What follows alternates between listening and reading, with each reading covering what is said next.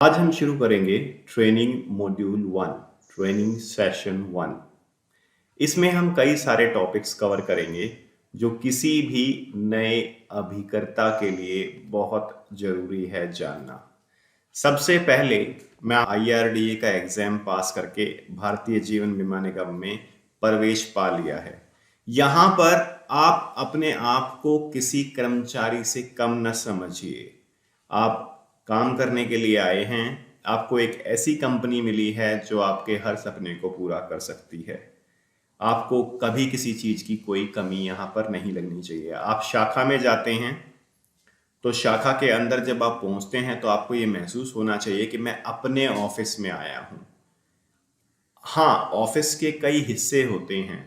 जैसे आप सेल्स का पार्ट हैं, वहाँ पर ऑपरेशन OS डिपार्टमेंट अलग से होता है, सेल्स डिपार्टमेंट अलग से होता है, न्यू बिजनेस डिपार्टमेंट अलग से होता है, पॉलिसी सर्विसिंग डिपार्टमेंट अलग से होता है, क्लेम डिपार्टमेंट अलग से होता है, ब्रांच ब्रांच मैनेजर का कैबिन अलग से होता है। तो जिम्मेदारियां बहुत सारी होती हैं अलग अलग, लेकिन आप भी भारतीय जीवन बीमा निगम में काफ़ी महत्वपूर्ण जिम्मेदारी निभाने के लिए आए हैं। पहले दिन से ही मैं आपको ये कहना चाहता हूं कि ये मत समझिए कि आप एजेंट बने हैं।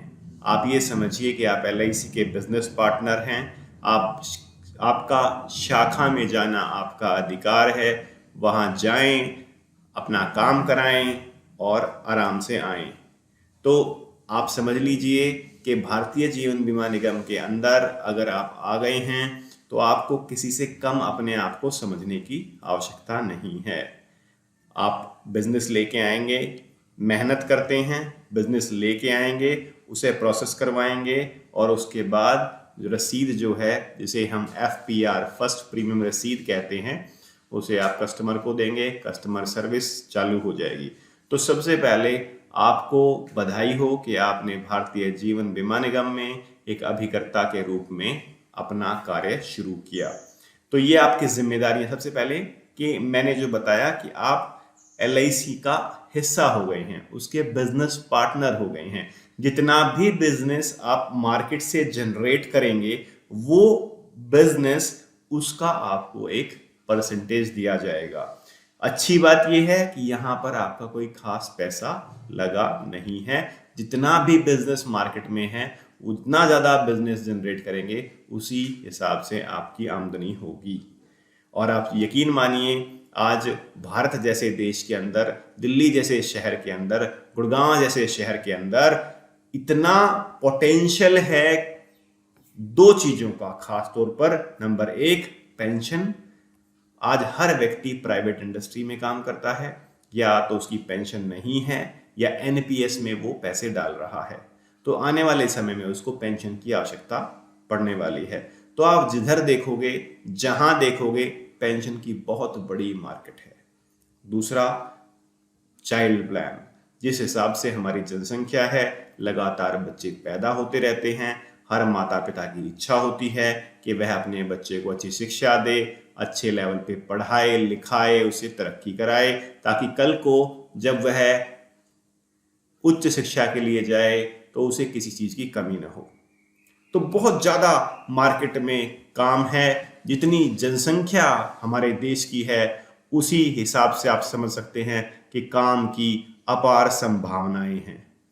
तो पहली चीज, आप LIC का हिस्सा हैं। आप जाइए LIC के अंदर, अधिकार से अपना काम कराइए। डिपार्टमेंट से जैसे जैसे आना जाना शुरू होगा, लोगों से मिलेंगे, बात करेंगे, तो वहां पर भी आपके मित्र होंगे, आपके जानने पहचानने वाले धीरे धीरे बन जाएंगे। मार्केट में कितना काम है, आपने पैसा नहीं लगाना है, आपने सिर्फ गाइड करना है। गाइड करके वो पैसा LIC में आएगा और उसके ऊपर आपकी आमदनी होगी। तो आप जितना चाहें उतना कमा सकते हैं। हाँ, यकीन मानिए मेहनत तो करनी पड़ेगी। मेहनत तो आप अपने ऑफिस में जाएंगे वहां भी करनी होती है। मेहनत का कोई विकल्प नहीं है। तो ये बात ध्यान रखिएगा। अब बात करते हैं भारतीय जीवन बीमा निगम से आप क्यों जुड़े। आप यकीन मानिए हर व्यक्ति जो आता है वो किसी न किसी कार्य, किसी न किसी उद्देश्य से कंपनी में जुड़ता है। आमतौर पर जो लोग एलआईसी से जुड़ते हैं उनका उद्देश्य होता है अतिरिक्त आमदनी, कुछ ना कुछ पैसे एडिशनल एलआईसी से मिलने चाहिए। तो वो कुछ ना कुछ क्या है, वो कितना पैसा है, कौन से सपने हैं जो आप एलआईसी से पूरे करना चाहते हैं, उनको लिख देना बहुत जरूरी है जब आप आए हैं एलआईसी में। क्योंकि सेल्स के कुछ फॉर्मूले होते हैं, मार्केटिंग के कुछ फॉर्मूले होते हैं, यहाँ रिजेक्शन भी होता है, यहाँ एवरेज भी आता है। और अगर आप उस बिजनेस को समझ पाए, उन फॉर्मूलों को समझ पाए, तो एलआईसी में तरक्की करने से आपको कोई नहीं रोक सकता। तो सबसे पहले आपको ये खुद को ये पता होना चाहिए कि मैं किस उद्देश्य की पूर्ति के लिए एलआईसी में एज अभिकर्ता ज्वाइन हुआ हूं। वो उद्देश्य कौन कौन से हो सकते हैं, अपनी डायरी के अंदर नोट कर लीजिए कि आपने किस उद्देश्य की प्राप्ति के लिए भारतीय जीवन बीमा निगम में कार्य करना शुरू किया है। नंबर 1, वो हो सकता है एक अतिरिक्त आमदनी हो। नंबर 2, वो हो सकता है कि शायद आप कोई प्रॉपर्टी लेना चाहते हो, उसके लिए आपको पैसे चाहिए। वो हो सकता है कि आपको कोई वर्ल्ड टूर जाना हो, उसके लिए आपको पैसे चाहिए हो सकता है कि आप चाहते हैं आपके बच्चे को डॉक्टर बनाना, उसके लिए 50 लाख या 1 करोड़ रुपए इकट्ठा करना वो एक टारगेट हो सकता है। हो सकता है कि आप बड़ी गाड़ी लेना चाहते हो सकता है कि आप देश विदेश की यात्राएं करना चाहते हो सकता है कि जब आपके पास पेंशन नहीं है, जब आप बुजुर्ग होंगे तो उस वक्त आपके पास पेंशन नहीं होगी, आपने सोचा कि जो भी अतिरिक्त आमदनी भारतीय जीवन बीमा निगम से आएगी उसको आप इन्वेस्ट करेंगे, सेव करेंगे और बुढ़ापे में आपके पास पेंशन होगी। हो सकता है कि आप चाहते हो कि आपको कभी मौका ना मिला हो और अब आज आपके पास एक मौका है, तो आप एसेट क्रिएट करना चाहते हो। यकीन मानिए, यहाँ पर कुछ भी असंभव नहीं है। भारतीय जीवन बीमा निगम का टॉप एजेंट 10 करोड़ रुपए से अधिक कमाता है सालाना। तो यहां पर सिर्फ आपकी सोच के ऊपर है कि आप कितना कमाना चाहते हैं। आप कम सोचेंगे, आप कम कमाएंगे, आप ज्यादा सोचेंगे, ज्यादा कमाएंगे। लेकिन एक बात आपको तय होनी चाहिए, जब आप भारतीय जीवन बीमा निगम में आए हैं, आपको पहले दिन ही ये बात क्लियर होनी चाहिए कि आप क्यों जुड़े हैं। क्योंकि अगर आपका एलआईसी से जुड़ने का मकसद क्लियर नहीं है तो शायद ऐसा हो सकता है कि आप एलआईसी में अच्छा काम ना कर पाएं। और पहली बात, यहां पर कमाने की अपार संभावनाएं हैं। दूसरी बात, मेहनत तो करनी पड़ेगी। तीसरी बात, आपको यह पता होना चाहिए कि आपका उद्देश्य क्या है जुड़ने का। जब ये सारी चीजें क्लियर हो जाएं तो अगली चीज जो आती है वो आती है कि आपकी ड्यूटी क्या है। आपने तो फैसला कर लिया कि आप एलआईसी से क्यों जुड़ना चाहते हैं, लेकिन एलआईसी आपसे क्या चाहती है ये भी आपको समझना होगा। एलआईसी एक इंश्योरेंस कंपनी है। एलआईसी चाहती है कि हर व्यक्ति के पास पॉलिसी हो, हर व्यक्ति पूरी तरह से इंश्योर्ड हो, हर व्यक्ति के पास पेंशन हो, हर व्यक्ति के बच्चे को अच्छी शिक्षा मिले, उसकी शादी के लिए पर्याप्त धन हो, उसकी उच्च शिक्षा के लिए पर्याप्त धन हो। तो एलआईसी का ये मकसद है। अब एलआईसी आपको इतना अच्छा बेनिफिट स्ट्रक्चर दे रही है, कमीशन दे रही है, बेनिफिट्स दे रही है, तो एलआईसी भी चाहती है कि आप एलआईसी के उस मकसद को क्षेत्र में जाकर पूरा करें। तो आपका एकमात्र लक्ष्य जो एलआईसी की तरफ से होगा वो होगा ज्यादा से ज्यादा लोगों से मिलना और उनको एलआईसी की पॉलिसी बताना।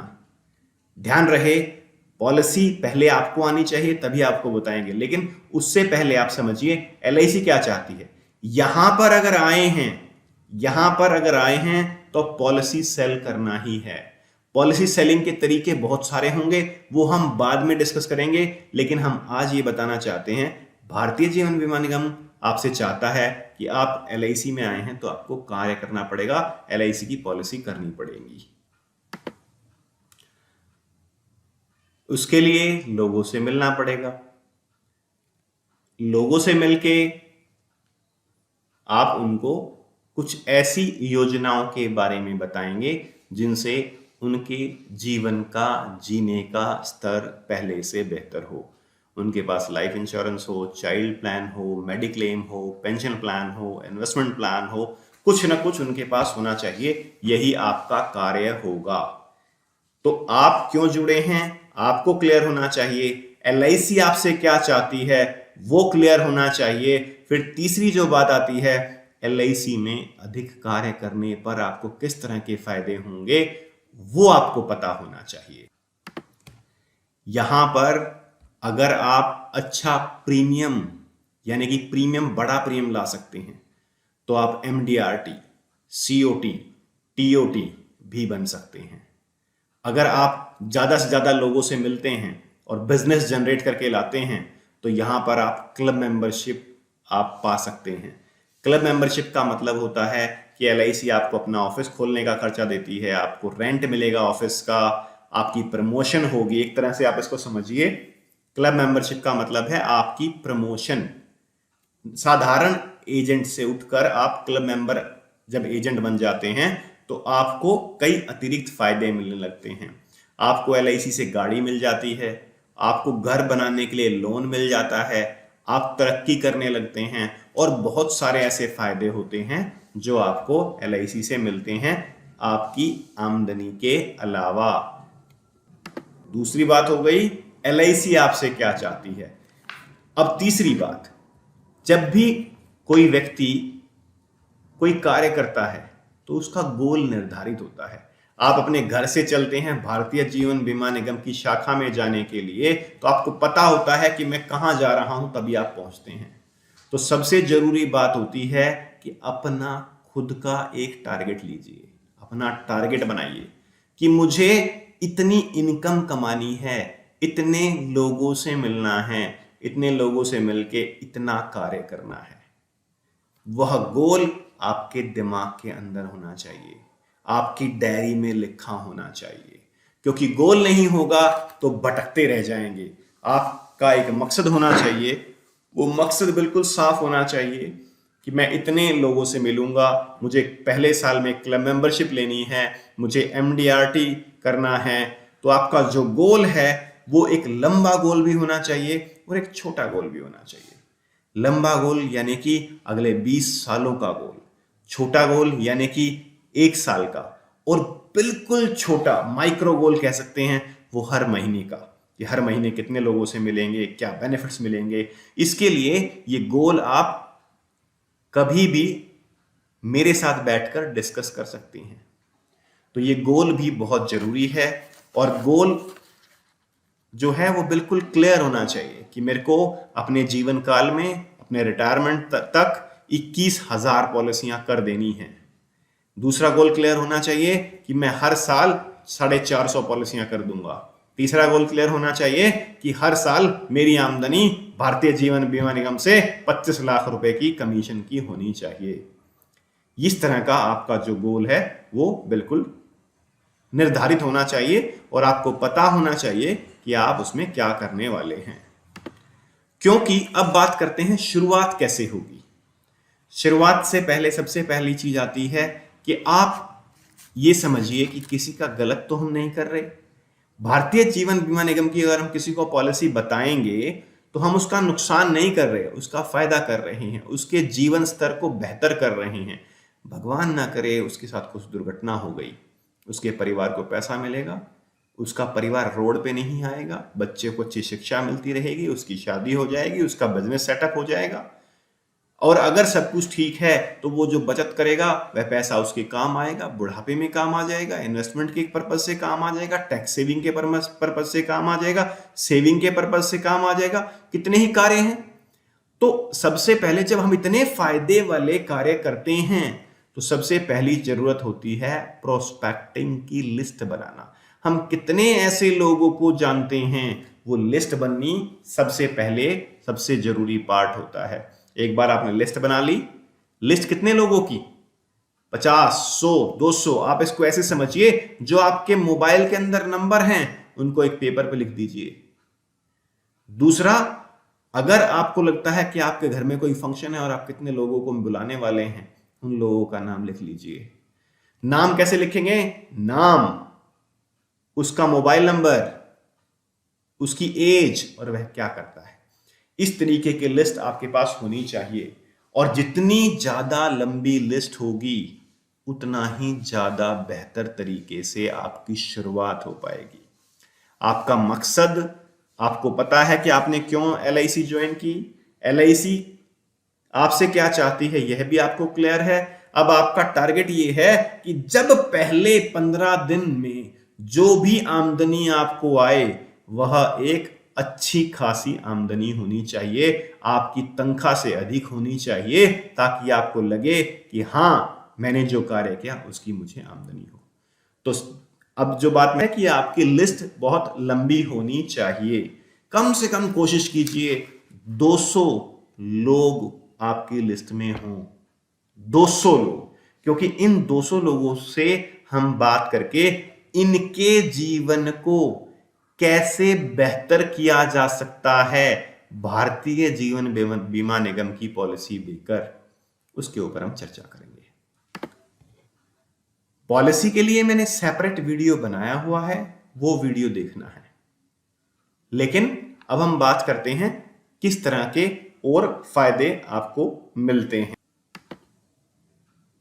कि आप सबसे पहले डायरी बनाएंगे।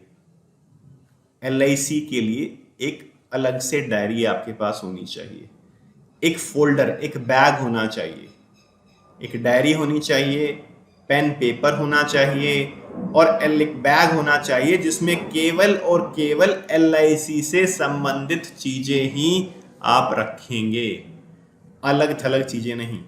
यानी कि हम एक नया काम शुरू कर रहे हैं तो हमारे पास एक बैग होना चाहिए, एलआईसी की डायरी होनी चाहिए, पेन पेपर होना चाहिए, सभी कुछ उस बैग के अंदर होना चाहिए, राइट। उस पे ही आप ये सारी चीजें लिखेंगे जो जो आप इस वीडियो में सुनते जाएंगे, ताकि ऐसा ना हो कि आपने वीडियो सुना और इसको इम्प्लीमेंट नहीं किया तो ये एक भजन से अतिरिक्त कुछ नहीं होगा। इसको पेन पेपर लिख के हमेशा आप लिखिएगा। अब बात आती है कमीशन किस तरीके से मिलेगा, आमदनी किस तरह तरीके से एलआईसी में मिलती है एजेंट को। एलआईसी में जो कमीशन होती है वो प्रीमियम पेइंग टर्म, कितने साल तक कस्टमर किस्त भरेगा उसके ऊपर आधारित होती है। यदि सिंगल प्रीमियम है, यानी कि एक ही बार पैसा जमा करा दिया, अब आगे कोई पैसा जमा नहीं करना, सीधा पैसा वापस मैच्योरिटी मिलेगी कस्टमर को, तो उस पे आपको मात्र 2% कमीशन मिलेगी। जैसे कि किसी ने 10 लाख रुपए जमा कराए, किसी ने 15 लाख रुपए जमा कराए या 1 करोड़ रुपए जमा कराया, तो एजेंट को केवल 2% मिलेगा। 10 लाख का 2% 20,000, 15 लाख का 2% 30,000, 1 करोड़ का 2% 2 लाख रुपए एक ही बार मिलेगा, आगे नहीं मिलेगा। और उसके बाद छुट्टी, ठीक है। उसके बाद क्योंकि कस्टमर नहीं भर रहा है तो आपको भी पैसे नहीं मिलेंगे। अब दूसरी बात, अगर 10 साल से अधिक की प्रीमियम पेइंग टर्म है, बहुत सारी पॉलिसियां आपको मिलेंगी, लेकिन आप ये देखिए कस्टमर कितने साल भर रहा है।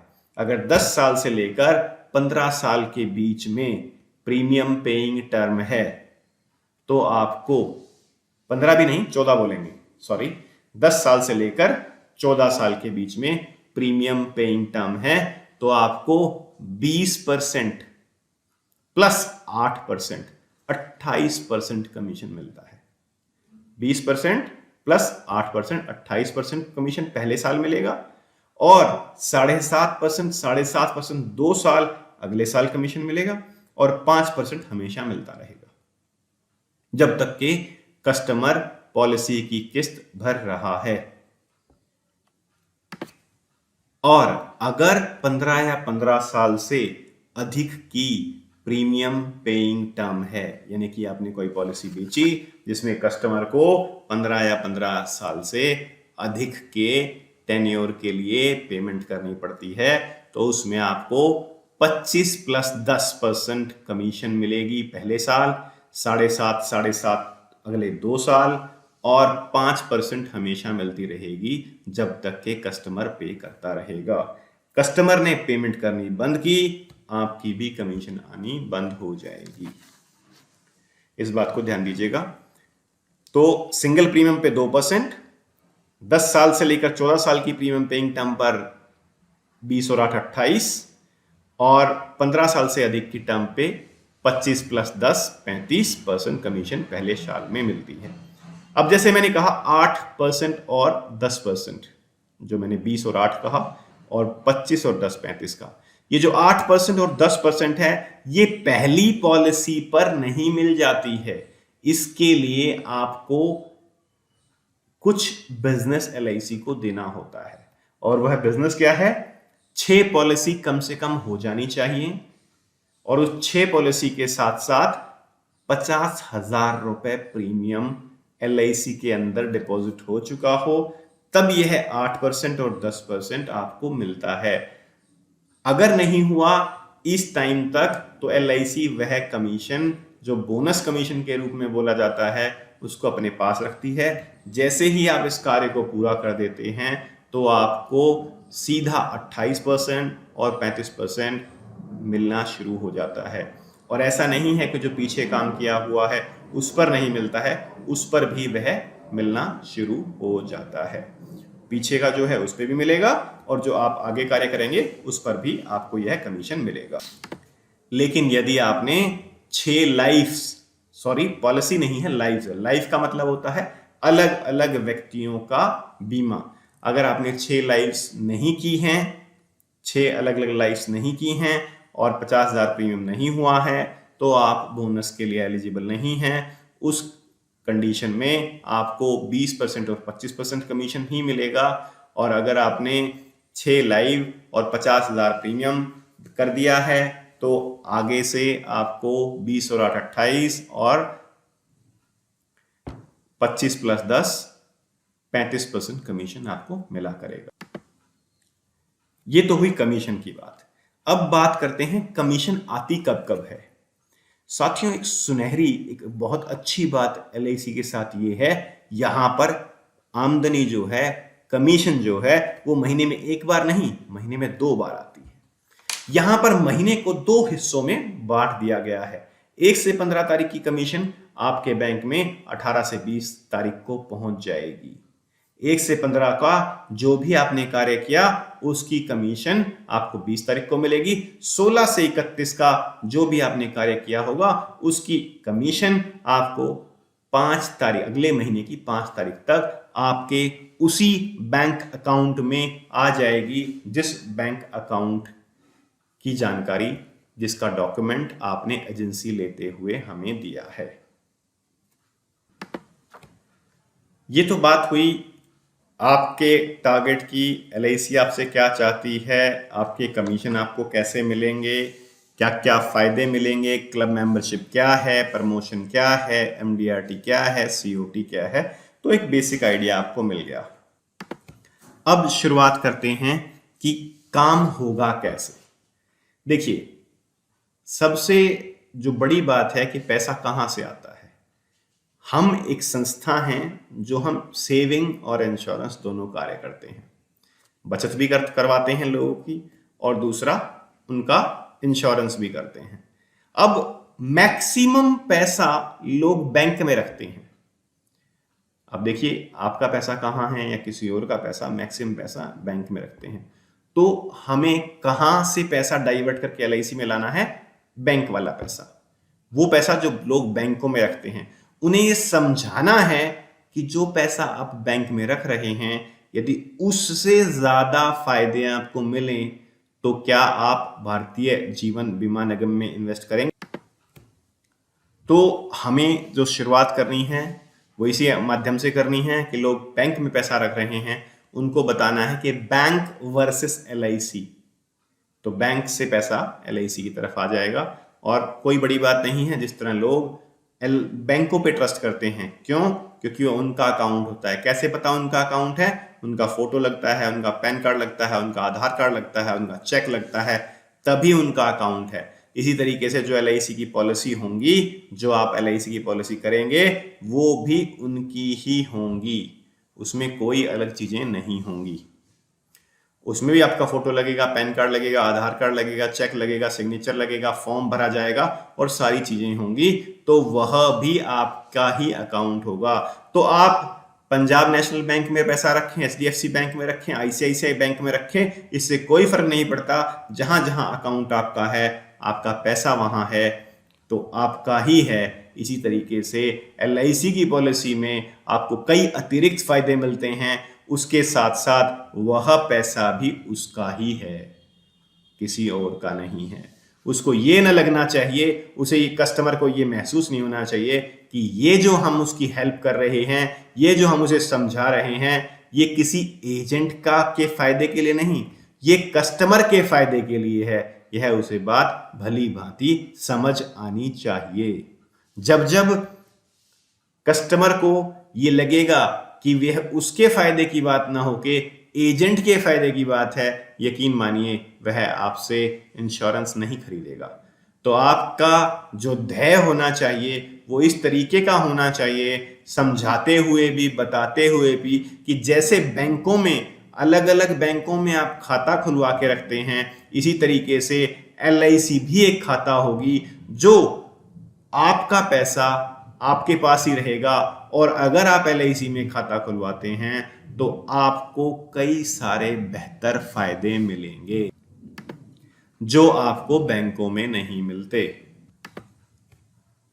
तो हमारा कंपटीटर है बैंक, बैंकों से पैसा लेकर भारतीय जीवन बीमा निगम में लगवाना है। अब आपका क्लाइंट कौन होगा? मैंने पहले बताया, pension, child education, marriage, investment, insurance, बहुत कुछ है। लेकिन अगर कोई क्लाइंट बैंक में पैसा रख रहा है तो इसका मतलब यह है कि आप उसे भारतीय जीवन बीमा निगम के बारे में बात कर सकते हैं। याद रहिए, ये बात मैं कह रहा हूं कि एलआईसी पॉलिसी के बारे में बात मत करना, उसके जीवन में कैसे आप उसकी मदद कर सकते हो, उसके जीवन को बेहतर बनाने में, उस पर बात करिएगा। अब बात आती है प्रीमियम कैसे कैलकुलेट होगा, योजनाएं कौन सी हैं, कैसे कैसे योजनाएं हम देंगे लोगों को, कैसे कैसे क्या क्या बताएंगे। तो सबसे पहले हम कहते हैं कि प्रीमियम कैलकुलेट कैसे होगा। इसके लिए आप अपने एंड्रॉयड फोन के प्ले स्टोर में जाइए और वहां पर LIC all in one app को इंस्टॉल कर लीजिए। इस ऐप को इंस्टॉल करने के बाद आप देखेंगे भारतीय जीवन बीमा निगम की सारी योजनाएं इसके अंदर आ गई हैं और उनको हम 914, 915, 933, 936, 945 के अलग अलग नंबर्स होते हैं, उनके हिसाब से जानते हैं। उसको आप ओपन करेंगे, वहां से किसी भी योजना की जानकारी, कस्टमर का नाम डालेंगे, उसकी डेट ऑफ बर्थ डालेंगे, कितने साल की टर्म है वह डालेंगे, सम एश्योर्ड कितने का बीमा देना है वह डालेंगे और उस पर कैलकुलेट कर देंगे। उसकी मैच्योरिटी क्या है, उसका प्रीमियम क्या है, कितना उसने भरा है, क्या क्या फायदे हैं, वह सारा निकल के आपके सामने आ जाएगा। तो LIC ऑल इन वन भी आप इंस्टॉल कर लीजिए अपने मोबाइल में। दूसरा एक और प्रेजेंटेशन है जिसमें पूरी प्रेजेंटेशन निकल के आती है, किस साल पे क्या मिलेगा कस्टमर को, किस तरह का इंश्योरेंस होगा, कितने पे सरेंडर वैल्यू होगी, कितनी की कैश वैल्यू होगी। अगर साल दर साल देखना है तो उसके लिए आपको क्या लेना पड़ेगा, आपको नोट करना पड़ेगा दूसरा ऐप। उस ऐप का नाम है LIC लीडर्स ऐप। इस ऐप को भी आप प्ले स्टोर से इंस्टॉल कर सकते हैं।